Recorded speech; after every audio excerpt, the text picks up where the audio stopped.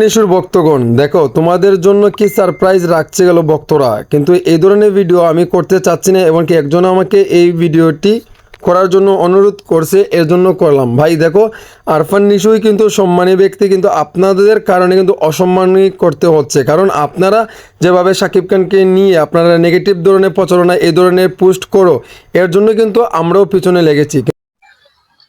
বস, আপনার মাঝে কি জাদু আছে ভাই? আপনার মাঝে কি জাদু আছে? এই যে রকস্টার সিনেমার শুটিং শেষ করে বাংলাদেশে এসে প্রিমিয়ার শো করেছেন প্রিন্সে। কিন্তু ভাই দর্শক, আপনারা জানলে অবাক হয়ে যাবেন, শাকিব খানের এই যে প্রিমিয়ার শোতে দেখেছেন হাজার হাজার ক্যামেরাম্যান, এমনকি তাকে ঘিরে অনেক দর্শক, এমনকি অনেক হিট হিট মানুষরাই কিন্তু ছিল তার পিছনে।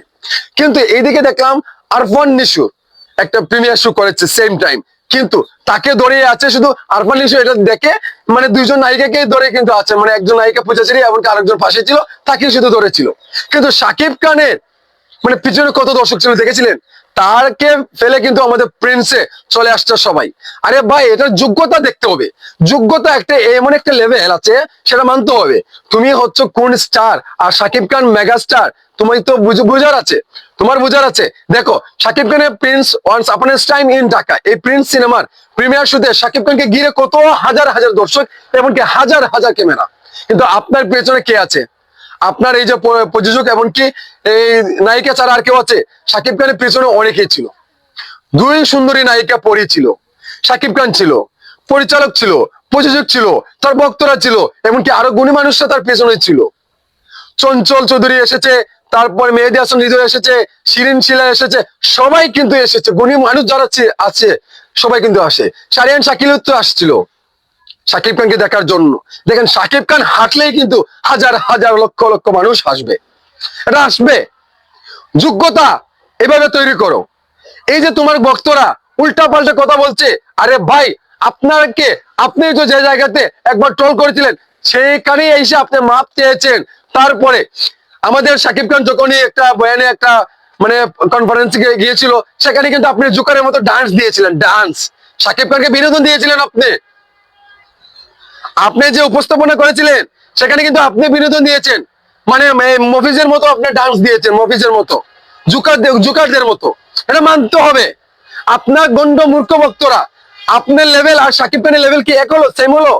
আপনি দর্শককে অনেক ভাবে গেল বেড রিভিউ দিয়েছেন, আর শাকিব খান বলেছে আমার সিনেমা রিস্কাওয়ালা দেখে, গার্মেন্টসের লোকরা দেখে, নিম্ন স্থানের মানুষরা দেখে, কিন্তু কতটুকু বুক ফুলিয়ে কথাগুলো বলছে। আমি সিনেমা বানাই আমি ভক্তদের জন্য, এমনকি রিস্কাওয়ালারদের জন্য। এতে কোনো সন্দেহ আছে? হাই লেভেলের মানুষের সিনেমা দেখতে হবে না শাকিব খানের?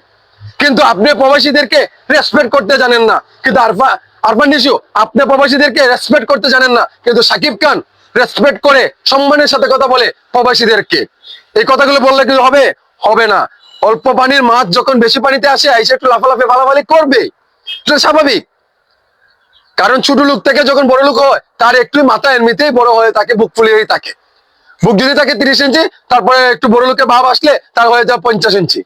এটা মানতে হবে, বুঝতে হবে। কারণ তুমি আসছো ছোট পানি থেকে, মানে একটা তেলায় মানে পুঁটি মাছের জান নিয়ে আসছো। এবার কিন্তু আইসা একটু বড় পুকুরে সমুদ্রতে পড়েছো, এমনকি এই যে বড় ইন্ডাস্ট্রিতে এসে তোমার বুকের পাটা একটু বড় হয়ে গেছে জোকারের মতো অভিনয় করতে। সেই জোকার থেকে এখন সুপারস্টার দাবি করে আপনার ভক্তরা। এবং এটা কেমনে সম্ভব?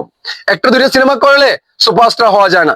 আমি কসম করে বলছি, আপনি ঈদ ছাড়া একটি সিনেমা বানান, যদি একটি সিনেমা আপনার সুপার ডুপার ব্লকবাস্টার হয়, তাহলে আমি আজকে থেকে শাকিব খানকে নিয়ে কন্টেন্ট বানা বন্ধ করে দিব। একটা সিনেমা বাপের বেটা যদি হয় থাকে, তাহলে একটা সিনেমা শাকিব খানের বিপরীতে আপনি করে দেখান, শাকিব খানকে ছাড়া আপনি করে দেখান।